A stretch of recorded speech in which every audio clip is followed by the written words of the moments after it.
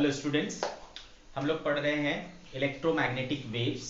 और आपको ये भी पता होगा, ये जो हमारा क्लास 12 का दो बुक है ना, फिजिक्स के लिए, उसमें से पहला बुक का ये लास्ट चैप्टर है। तो इसके साथ ही है ना, आज के लेक्चर के साथ ही आपका फर्स्ट बुक जो है वो कंप्लीट हो जाएगा। ठीक है बच्चों, तो इसके लिए आपको कॉन्ग्रेचुलेशन, बधाई, है ना। हमने एक बुक फिनिश कर लिया, मतलब half of the journey is completed till now. ठीक है, हमारे फिजिक्स की जो आधी जर्नी है वो आज एंड हो जाएगी, फिनिश हो जाएगी। ओके, तो हम लोगों ने थ्योरी पार्ट कंप्लीट कर लिया था और आज हम लोग सीखेंगे कुछ उसके डाउट्स जो आपने हमें भेजा है, उसके आंसर्स देखेंगे हम लोग। ठीक है बच्चों, तो आप में से कुछ बच्चों ने डाउट्स भेजे हैं, उसको हम लोग आज सॉल्व करेंगे इस लेक्चर में।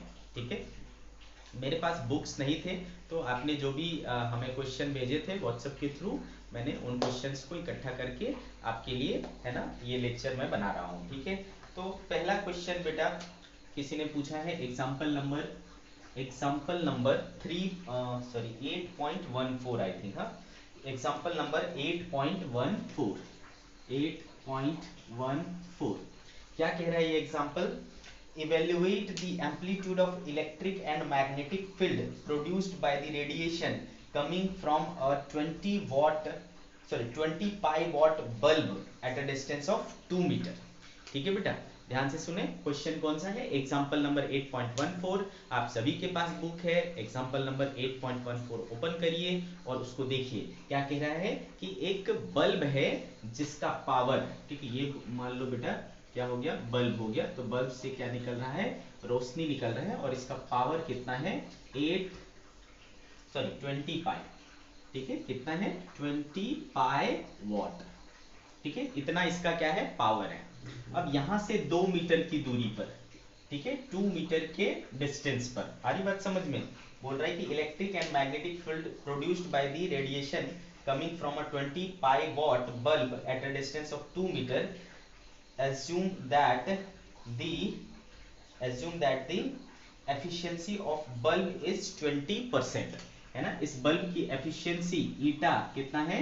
20% है। और इस पॉइंट पर हमें क्या निकालना है? या तो आप इलेक्ट्रिक फील्ड का मैग्नीट्यूड निकाल लो या फिर मैग्नेटिक फील्ड का मैग्नीट्यूड निकाल लो। ठीक है, एम्पलीट्यूड पूछ रहा है। एम्पलीट्यूड मतलब maximum value of electric field या फिर maximum value of magnetic field, ये अपने को पता करना है। दैट मीन्स कि हमको क्या पता करना है? यहाँ पर ई नॉट पता करना है। ठीक है बच्चे, हमें क्या पता करना है? ई नॉट पता करना है। तो जैसा कि मैंने आपको बताया है बेटा, क्या होता है, यहाँ से जो पावर है ना, यहाँ से जो हम एनर्जी निकाल रहे हैं, वो जो एनर्जी है वो क्या होगा बेटा? ये चारों डायरेक्शन में फैल जाता है। ठीक है बेटा, ये चारों डायरेक्शन में, एक बल्ब से रोशनी निकलेगी बेटा, एक बल्ब से जो रोशनी निकलेगी यानी एनर्जी निकलेगी, वो एनर्जी क्या होगी? एक किसी पर्टिकुलर डायरेक्शन में तो जाएगा नहीं, अगर बल्ब है तो वो चारों डायरेक्शन में अपनी एनर्जी को क्या करेगा? रेडिएट करेगा। आ रही बात समझ में? तो ये चारों डायरेक्शन में ऐसे एनर्जी को रेडिएट कर देता है। आगे बात समझ में बेटा? तो अगर मैं किसी एक पर्टिकुलर पॉइंट पर इंटेंसिटी निकालना चाहता हूं, तो याद करो बेटा, इंटेंसिटी है ना, आज कल के लेक्चर में हमने सीखा था इंटेंसिटी के बारे में। क्या सीखा था बेटा हमने? कि इंटेंसिटी जो होता है वो होता है पावर अपॉन एरिया। पढ़ा था बच्चे, इंटेंसिटी क्या होता है बेटा? Power upon area. तो बेटा एक जो बल्ब है, बल्ब से जो पावर इमिट हो रहा है वो तो कांस्टेंट है। अच्छा, इस पावर, ये जो बल्ब है उसका पावर कितना है? इतना है ना। ये कौन सा पावर है बेटा? इनपुट पावर है। ठीक है, ये कौन सा पावर है? इनपुट पावर है। और आपको क्या गिवन है? एफिशिएंसी गिवन है। तो जैसा कि आपको पता है कि एफिशिएंसी क्या होता है बेटा? Output power by input power. ठीक है, क्या होता है बेटा? Output power by input power. So output power कितना हो जाएगा बेटा? Eta times input power. ठीक है बेटा, ईटा कितना है? 20%, यानी 0.2 टाइम्स इनपुट पावर कितना है बेटा? 20 पाई। ठीक है, 20 पाई। तो ये और ये देखो कैंसिल हो गया, क्या बचा बेटा? 2 2 4 पाई। क्लियर है बच्चे? ये आ गया हमारे पास 4 पाई। अच्छे से समझ गए? तो ये हमारा हो गया फाइनली आउटपुट पावर। तो इस बल्ब से जो पावर निकल रहा है वो कितने का निकल रहा है बेटा? 4 पाई वॉट का निकल रहा है। ठीक है, अब इतना पावर जो है वो क्या होगा, हर जगह पर डिस्ट्रीब्यूट हो जाएगा। हमको कहाँ निकालना है बेटा, 2 मीटर दूर पर निकालना है। तो 2 मीटर दूर जाकर के आप क्या कर लोगे बेटा, एक सिमेट्रिकल स्फेरिकल सरफेस बना लोगे। ठीक है, सिमेट्रिकल स्फेरिकल सरफेस ड्रॉ कर लोगे। तो उस सिमेट्रिकल स्फेरिकल सरफेस पर है ना, जो इंटेंसिटी आएगा वो होगा क्या, power upon area. So power is how much बेटा, 4 पाई, और एरिया क्या हो जाएगा बेटा इस पूरे स्फीयर का, तो 4 पाई आर स्क्वायर। ठीक है, और रेडियस कितना बेटा 2, तो 2 का स्क्वायर। तो ये 4 पाई और ये 4 पाई कैंसिल हो गया, तो इंटेंसिटी जो आया बेटा हमारे पास वो आया 1/4। इंटेंसिटी का यूनिट आप जानते हो क्या होता है बेटा, वॉट पर मीटर स्क्वायर। ठीक है, अच्छा इलेक्ट्रोमैग्नेटिक वेव्स के केस में, इलेक्ट्रोमैग्नेटिक वेव्स के केस में याद करो हमने अपने पिछले लेक्चर में सीखा था कि intensity in terms of amplitude of electric field या in terms of amplitude of magnetic field क्या हुआ करता था बेटा, ऐसा हमने एक फॉर्मूला पढ़ा था कि I equals to half epsilon not E not square into c. याद है बेटा? ठीक है, तो इस चीज को क्या करेंगे, यहां पर रिप्लेस करेंगे। तो ये देखो क्या आया, half epsilon not E not square C equals to क्या हो गया बेटा 1/4। तो ये इससे कट जाएगा बेटा, 2 हो जाएगा। तो ई नॉट का स्क्वायर इक्वल्स टू क्या हो गया 1/2 एप्सिलॉन नॉट सी, है ना बच्चे, 1/2 एप्सिलॉन नॉट सी। तो 1/2 और एप्सिलॉन नॉट की वैल्यू होती बेटा 8.85 इंटू 10⁻⁻12, सो 10⁻⁻12, और c कितना होता है बेटा 3 इंटू 10⁸8। ठीक है, 3 इंटू 10⁸8। तो ऐसा कुछ हो गया। तो ई नॉट का square is equals to 3 two 6 into 8.8 into ये क्या हो गया बेटा 8 और 12, तो ये रह गया बेटा 10⁻⁻12। ठीक है बच्चे, कितना रह गया 8 और 12 ना, -4 रहा ना, सॉरी -4। सारी बात समझ में बच्चे, 1/6 इंटू 8.8 इंटू 10⁻⁻4 ऐसा आ गया हमारा।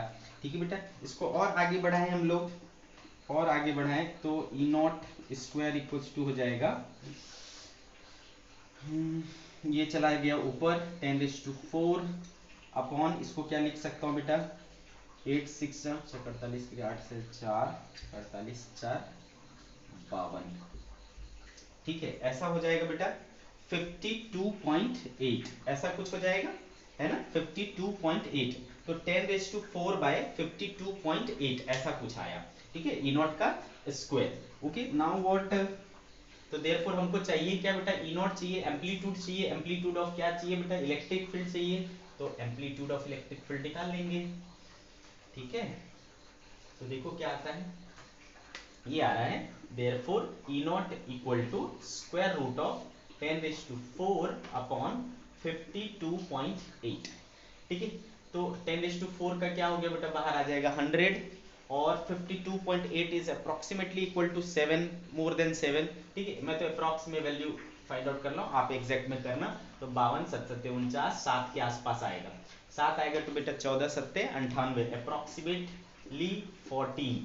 तो ई नॉट की वैल्यू जो आ रही है वो आसपास आ रही है 14 के। ठीक है बच्चे, आसपास जो वैल्यू आ रही है वो आ रही है 14 के। क्लियर है? तो आंसर गिवन है, इसमें आंसर मैंने नहीं लिखा। ठीक है बच्चे, तो आप देख लेना, चेक कर लेना। ठीक है, इसकी एम्पलीट्यूड कितनी आ जाएगी 14 के आसपास, और यूनिट क्या होती है इसकी इलेक्ट्रिक फील्ड की, वोल्ट पर मीटर। Okay, what this. तो ये हो गया भाई आपका एग्जांपल नंबर 8.14। ठीक है, आगे बढ़ते हैं। नेक्स्ट क्वेश्चन है क्वेश्चन नंबर 41, किसी बच्चे का है क्वेश्चन नंबर 41। आपके पास डीसी पांडे की बुक है, आप उसको ओपन करिए, क्वेश्चन नंबर 41 को रीड करिए। ठीक है बच्चे, क्वेश्चन नंबर 41 को रीड करिए। तो क्या लिखा हुआ है उसमें, the magnetic field in a plane electromagnetic wave is given by, है ना, और उसका एक्सप्रेशन गिवन है, एक्सप्रेशन लिखा हुआ है उसमें। ठीक है, चलो देखते हैं।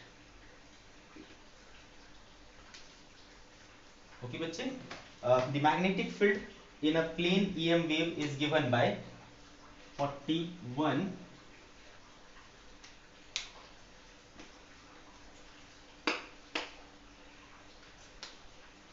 by equal to 2 into 10 raised to minus 7, 0.5 into 10 raised to 3x plus 1.5 into 10 raise to 11t।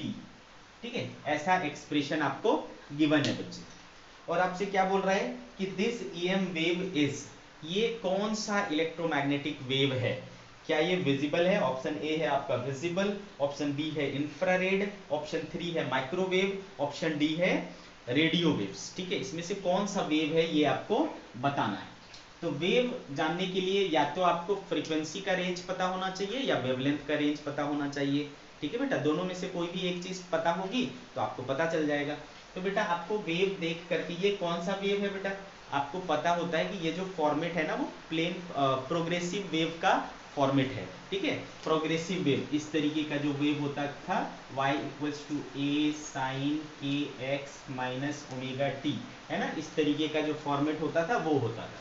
तो ये पहला वाला चीज एम्पलीट्यूड बताता था बेटा, x के साथ जो होता था वो k बताता था और t के साथ जो होता था वो ओमेगा बताता था। ठीक है बेटा, तो देखो यहाँ पर x के साथ क्या है, ये है, तो ये किसके बदले है बेटा, k के बदले है, याद है ना k, क्लास 11th में हमने ये सारी चीजें पढ़ी है। तो k इक्वल टू यहाँ है 0.5 into 10 raise to 3, that is क्या हो जाएगा बेटा 5 इंटू 100। ठीक है, यानी 500। क्लियर है आपको, ये हो गया आपको 500। तो k की वैल्यू क्या होती है बेटा 2 पाई बाय लेमडा, याद है ना k का फॉर्मूला क्या होता है 2 pi by lambda. So lambda equal to क्या हो जाएगा बेटा 2 पाई बाय 500। ठीक है, आगे बात समझ में, ये हो गया आपका 2 पाई बाय 500 लेमडा की वैल्यू आ गई। अब इसको सॉल्व करो आप, 2 पाई हो गया आपका कितना बेटा, इसको मैं ऊपर नीचे 2 से मल्टीप्लाई डिवाइड कर दूं तो ये हो जाता है 2 टू 4 पाई और ये हो जाता है बेटा 1000। तो 4 pi into 10 raise to minus 3, 4 pi approximately 4 into 3.14, 4 किया 12, अब अप्रोक्स में क्या हो गया बेटा 12 हो गया 10 रेज़ टू माइनस 3। 12 को आप राउंड ऑफ करो, ठीक है, तो 12 को राउंड ऑफ करो और इसका रेंज लेकर के आओ, तो इसको मैं क्या लिख सकता हूँ बेटा 10 into 10 raise to minus 3 which will be 10 raise to minus 2। ठीक है, तो इसका जो वेवलेंथ है वो क्या आ रहा है बेटा 10 रेज़ टू माइनस 2 मीटर आ रहा है। ठीक है, याद करो मैंने रेंज बताया था, क्या बताया था बेटा range 10 raise to minus 3 nanometre से छोटा, 10 रेज़ टू माइनस 3 नैनोमीटर से छोटा रहा तो क्या बोला था हमने गामा रेस। ठीक है, फिर 10 रेज़ टू माइनस 3 नैनोमीटर से लेकर के 1 नैनोमीटर तक क्या बोला था हमने एक्स रेस, फिर 1 नैनोमीटर से लेकर के 400 नैनोमीटर तक क्या बोला था हमने यूवी रेस, 400 नैनोमीटर से लेकर के 700 नैनोमीटर तक हमने क्या बोला था विजिबल, 700 नैनोमीटर से लेकर के, है ना, 700 नैनोमीटर से लेकर के 1 मिलीमीटर तक, है ना, 1 मिलीमीटर तक ये हमने क्या लिया था बेटा इंफ्रारेड, फिर 1 मिलीमीटर से लेकर के 1 मिलीमीटर टू 0.1 मीटर तक, है ना, 1 मिलीमीटर मतलब क्या हो गया बेटा 10 raise to minus 3 to 10 raise to minus 1, है ना, यही हुआ इसका मतलब। तो ये क्या हो जाता था बेटा माइक्रोवेव, और फिर 10 रेज़ टू माइनस 1 से सभी बड़ा जितने थे वो सब क्या थे रेडियो वेव्स थे। तो देखो 10 रेज़ टू माइनस 2 किसके बीच में लाई करेगा, इसके बीच में, यानी ये क्या हो जाना चाहिए माइक्रोवेव हो जाना चाहिए। आ रही बात समझ में, तो ये जो है ना वेव है वो किसको रिप्रेजेंट कर रहा है बेटा माइक्रोवेव को रिप्रेजेंट कर रहा है। ठीक है, आगे बात समझ में आपको, तो ये रही क्वेश्चन नंबर 41। नेक्स्ट क्वेश्चन है क्वेश्चन नंबर 27। नेक्स्ट क्वेश्चन है क्वेश्चन नंबर 27। चलो, तो आपके पास बीसी पांडे की बुक है, बुक ओपन करो और देख लो क्वेश्चन नंबर 27, या तो ये डीसी पांडे का होगा या फिर फिंगर टिप्स का होगा, देख लेना दोनों में से किसी एक का। ठीक है, तो भाई देखो क्वेश्चन नंबर 27 क्या कह रहा है। Okay, an EM wave radiates outwards from a dipole antenna with E naught as the amplitude of its electric field. Electric field का एम्पलीट्यूड कितना है बेटा? E naught है, ठीक है। ओके, आगे बोल रहा है the amplitude of its electric field vector, the electric field E naught as which transport the significant energy from the source falls off as, ठीक है। अब एंटीना है बेटा, एंटीना से क्या हुआ, रेडिएट किया एनर्जी को, तो रेडिएट किया तो एनर्जी जब ट्रेवल करता है वेव के फॉर्म में, ठीक है बेटा, तो उसकी जो एनर्जी है वो धीरे धीरे क्या होती जाती है, कम होती जाती है, ठीक है। जब आप चलोगे एक जगह से तो थकोगे ना भाई, थकोगे तो एनर्जी क्या हुआ, मतलब लॉस हुआ, एनर्जी खत्म हुआ, एनर्जी डिक्रीज हुआ। उसी प्रकार से जब एक वेव चलता है, एंटीना से क्या किया जाता है, एमिट किया जाता है, और एमिट करने के बाद वो ट्रांसमिट होता है, ट्रैवल करता है, तो ट्रैवल करने के दौरान उसकी एनर्जी क्या होती है, फॉल ऑफ होती है, मतलब घटती चली जाती है, ठीक है बेटा। तो बोलता है कि वो जो एम्पलीट्यूड है इसका इलेक्ट्रिक फील्ड का, वो किस रिलेशन के साथ फॉल ऑफ होगा, मतलब किस रिलेशन के साथ, डिस्टेंस के साथ घटेगा। तो इसके लिए अपन क्या करेंगे बेटा, तो हमको पता है कि I बराबर क्या होता है, since we know that I equals to होता है ना बच्चे, I इक्वल्स टू होता है half epsilon naught E naught square into C, है ना। पिछले लेक्चर में ये फॉर्मूला हमने देखा था, I इक्वल्स टू क्या होता है, half epsilon naught E naught square into C। अच्छा, इंटेंसिटी क्या होता है बेटा, पावर अपॉन एरिया, ठीक है, power upon area, okay, equals to half epsilon naught E naught square into C। तो जैसा कि मान लो कि ये एक सोर्स है ना, ये एक सोर्स है, और यहां से क्या हो रहा है,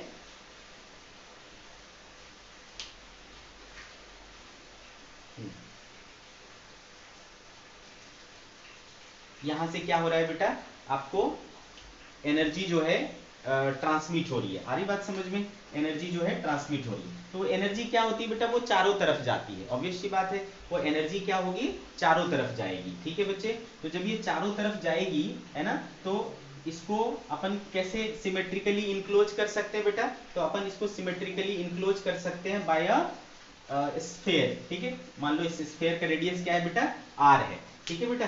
तो इस पॉइंट पर जब पहुंचेंगे, है ना, तो एरिया कितना हो जाएगा बेटा, एरिया कितना हो जाएगा, 4 पाई आर स्क्वायर हो जाएगा, क्लियर है।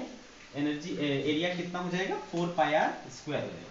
तो P upon 4 pi r square equals to half epsilon naught E naught square into C, clear है बच्चे। तो यहां से अगर आप देखो तो E नॉट स्क्वायर और R, क्योंकि बाकी चीजें क्या रहती है, कांस्टेंट, एक जो सोर्स है जो पावर को ट्रांसमिट कर रहा है, वहां से तो कांस्टेंट पावर की एनर्जी को रेडिएट किया जाता है, ट्रांसमिट किया जाता है बाय द एंटीना, ठीक है।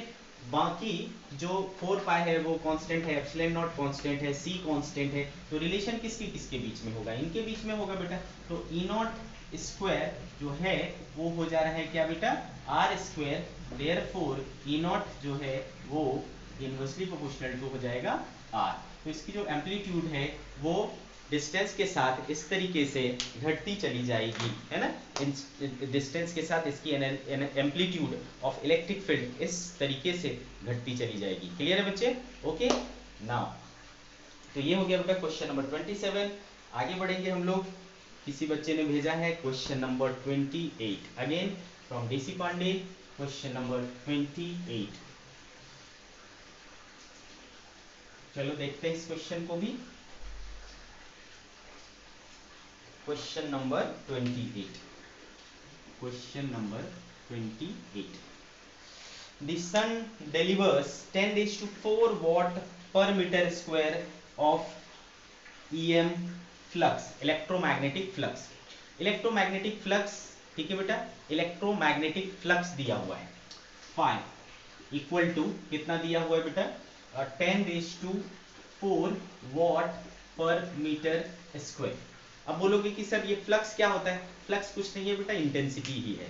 इंटेंसिटी भी क्या होता था, rate of fall of energy, rate of energy per unit area per unit time, है ना, उसका भी यूनिट वॉट पर मीटर स्क्वायर आता था, इसका भी क्या है वॉट पर मीटर स्क्वायर है। तो ये एक प्रकार से क्या है इंटेंसिटी ही आपको गिवन है 10⁴ वॉट पर मीटर स्क्वायर। आगे बोलता है कि अर्थ सरफेस पर सन से इतनी जो फ्लक्स है वो आ रही है, the total power that is incident on a roof of dimension इतना, है ना, रूफ का आपके छत का डायमेंशन दे दिया, एरिया दे दिया 10⁻10 इंटू 10, तो क्या हो गया बेटा 100 मीटर स्क्वायर एरिया दे दिया। तो बोलता है कि ये इतने एरिया पर कितना पावर गिरेगा, पावर कितना ये रिसीव करेगा। तो बेटा जैसा कि आपको दिख रहा है फाई यानी आई यानी पावर अपॉन एरिया, ठीक है, आई इक्वल्स टू यानी पावर अपॉन एरिया। आपको क्या चाहिए पावर चाहिए, देयरफॉर पावर इक्वल्स टू क्या आई इंटू ए या फिर फाई इंटू ए। तो फाई कितना है बेटा 10⁴, एरिया कितना आया बेटा 100, तो कितना हो गया 10⁶। पावर का यूनिट क्या होता है बेटा वॉट, तो 10⁶ वॉट। ठीक है बच्चे 10⁶ वॉट। ये भी हो गया हमारा क्वेश्चन नंबर 28 डन हो गया बच्चे। नेक्स्ट देखेंगे हम लोग,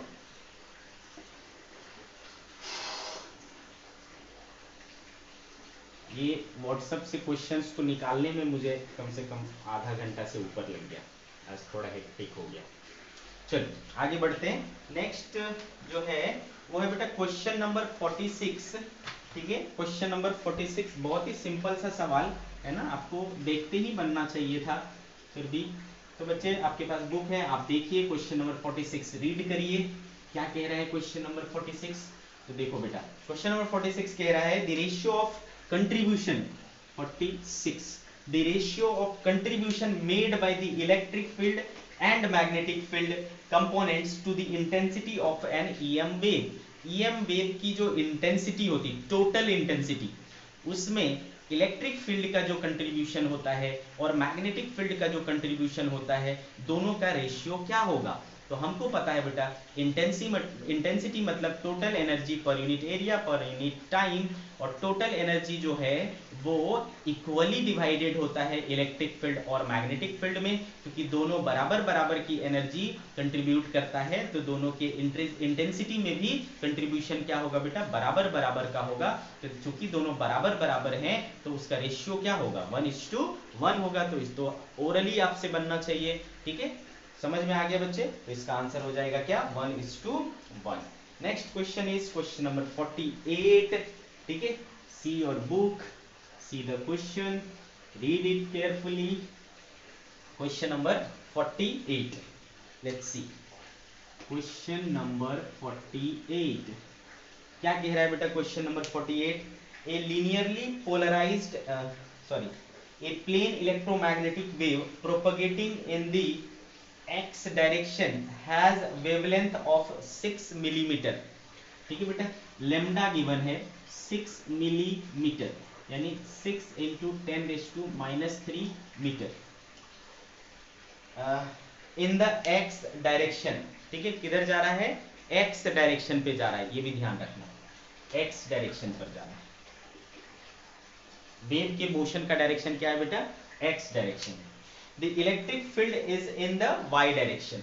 ठीक है अगर मान लो इसको y एक्सिस बोलूं तो इलेक्ट्रिक फील्ड का वेरिएशन किधर है बेटा y एक्सिस पर है। इलेक्ट्रिक फील्ड का वेरिएशन y एक्सिस पर है।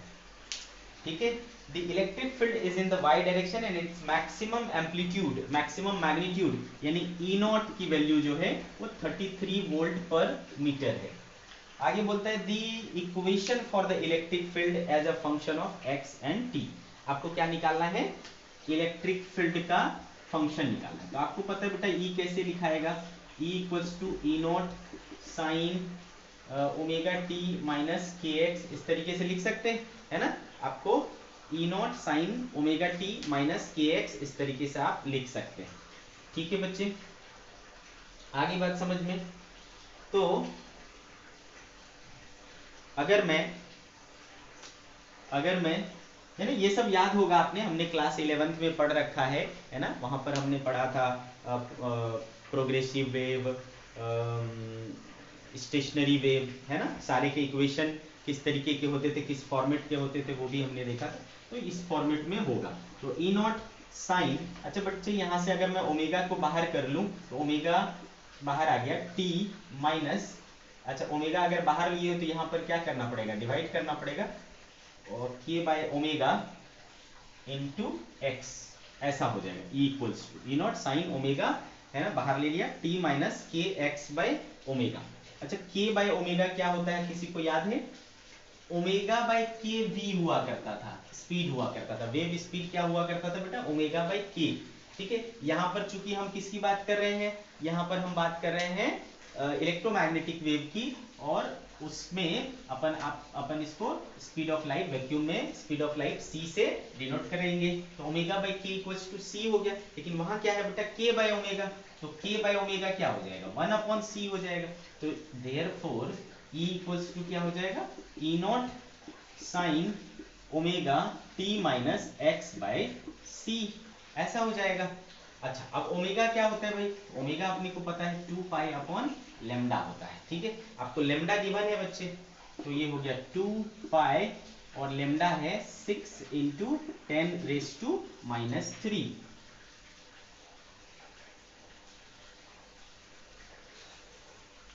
2 पाई बाय 6 इंटू 10⁻³ कुछ गड़बड़ किया मैंने, omega t minus k x,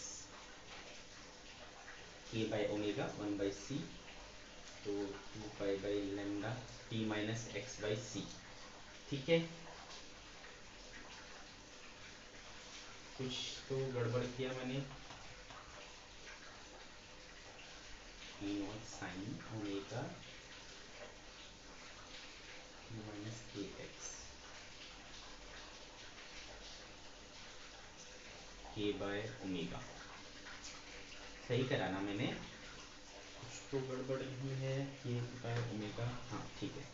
तो ओमेगा की वैल्यू हो गई, सॉरी यहाँ पे मैं गड़बड़ कर रहा हूँ, है ना, ओमेगा की वैल्यू, ओके ओके, यहाँ पर मैं गड़बड़ कर रहा हूँ, है ना, ओमेगा थोड़ी होता है, ये तो के होता है, क्लियर, सॉरी, ये तो के होता है, के की वैल्यू होती है 2 pi by lambda, omega equals to क्या होता है, यहाँ से ओमेगा नहीं बाहर करते अपन, किसको बाहर करते हैं, के को बाहर करते हैं। ठीक है बेटा, के को बाहर करते हैं, मान लो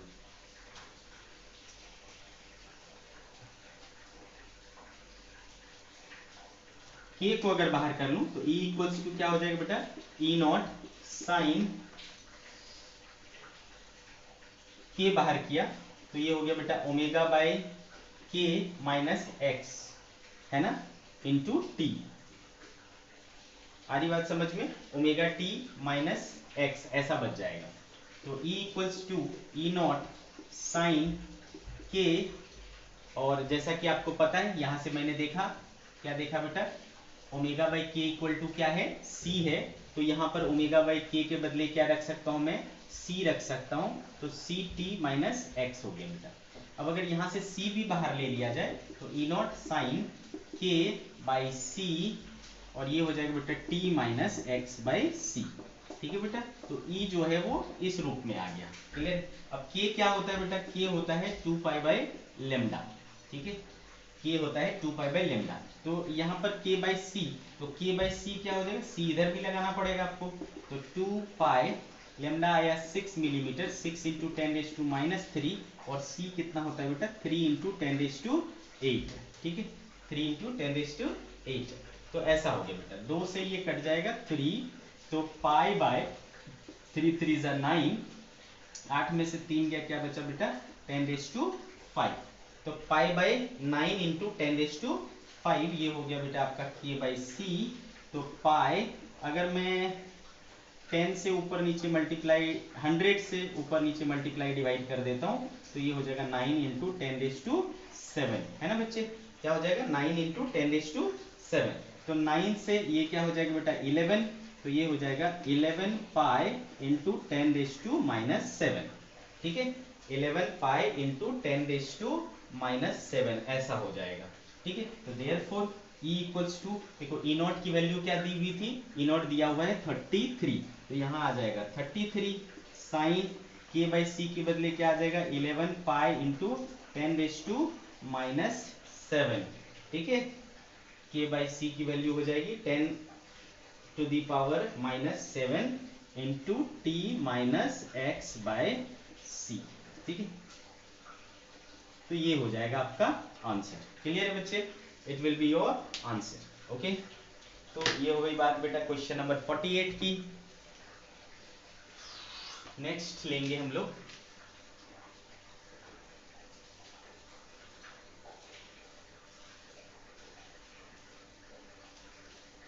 चलो, नेक्स्ट है आपका क्वेश्चन नंबर 40, क्वेश्चन नंबर 4040। ठीक है, अगेन आप अपने बुक से क्वेश्चन को रीड कर लीजिए, समझ लीजिए और फिर इसको देखें। ठीक है, तो क्या कह रहा है बेटा क्वेश्चन नंबर 40 में, a linearly polarised electromagnetic wave given as, है ना, एक वेव दिया हुआ है, उसका इक्वेशन है ई नॉट आई कैप कॉस के जेड माइनस ओमेगा टी। ठीक है, आ रही बात समझ में? तो बेटा आपको अगर वेव याद है तो आपको समझ में आता होगा, ये आई कैप मतलब क्या हुआ बेटा, इस आई कैप का मतलब हुआ कि जो वेरिएशन है वो किस पर है, एक्स एक्सिस पर। सॉरी, ये है क्या, गलत, ई नॉट आई कैप कॉस के एक्स, नहीं सॉरी, ये के जेड है, सॉरी, हाँ ये के जेड है, ई नॉट आई कैप कॉस के जेड माइनस ओमेगा टी। ठीक है, तो अगर आपको याद हो बेटा, हम लोग कैसे लिखा करते थे, y equals to A sine के एक्स माइनस ओमेगा टी। अगर जनरल फॉर्म की बात करूं तो यहाँ प्लस माइनस हुआ करता था, याद है आपको? तो मैंने बताया था कि माइनस क्या शो करता है, कि towards positive x axis, positive x axis. ये जो है आपको वेव के चलने का डायरेक्शन बताता था, है ना, एक्स एक्सिस पर चल रहा है। माइनस है तो पॉजिटिव एक्स एक्सिस पर, और प्लस है तो निगेटिव एक्स एक्सिस की तरफ चलेगा, है ना। तो ये माइनस जो है क्या बताता था, डायरेक्शन बताता था। तो ये इसका मतलब है कि ये वाला जो इलेक्ट्रिक वेव है वो इस तरीके से y एक्सिस पर, सॉरी z एक्सिस पर चल रहा है इस कंडीशन में, है ना। कहाँ चल रहा है, z एक्सिस पर। तो इस वेव का यानी इस EM वेव का चलने का डायरेक्शन किधर है, z एक्सिस पर है। बट इसके वाइब्रेशन का डायरेक्शन किधर है बेटा, इसके वाइब्रेशन का डायरेक्शन एक्स एक्सिस पर है, ये मान लो एक्स एक्सिस है। ठीक है बेटा, ये दो बातें समझ में आ गया। और माइनस है, माइनस है मतलब पॉजिटिव जेड एक्सिस पर जा रहे हैं, माइनस है मतलब पॉजिटिव जेड एक्सिस पर जा रहे हैं। ओके, तो इस तरीके से वाइब्रेट करते हुए ये इस तरफ जा रहा है, और सामने में बोलता है क्या रखा हुआ है, एक इनफाइनाइट वॉल रखा हुआ है। ठीक है, क्या रखा हुआ है बेटा, एक इनफाइनाइट वॉल रखा है।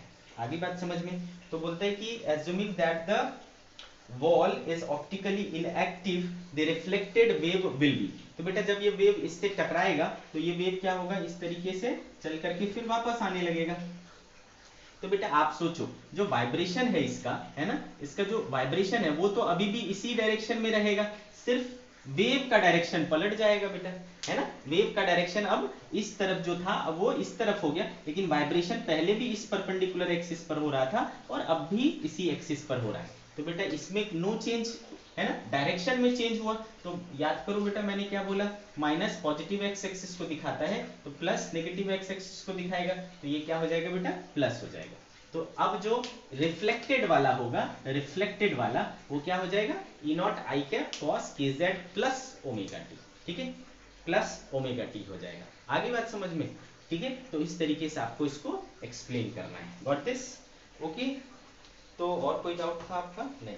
तो इस तरीके से बेटा इतने डाउट्स आपने पूछे थे, मैंने सारे डाउट्स आपके क्लियर कर दिए। और भी कुछ हो तो आप ज़रूर भेजें, है ना, उसके भी आपको डाउट्स के एक्सप्लेनेशन मिल जाएंगे। ठीक है बच्चे, चलो बाय बाय।